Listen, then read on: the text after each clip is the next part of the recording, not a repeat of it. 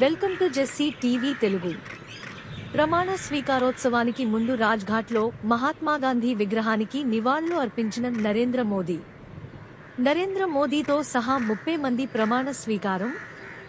వరుసగా మూడోసారి ప్రధానిగా మోదీ ఇవాళ రాత్రి 7 గంటల నుంచి 8 గంటల మధ్య ప్రమాణ స్వీకారం చేయనున్నారు.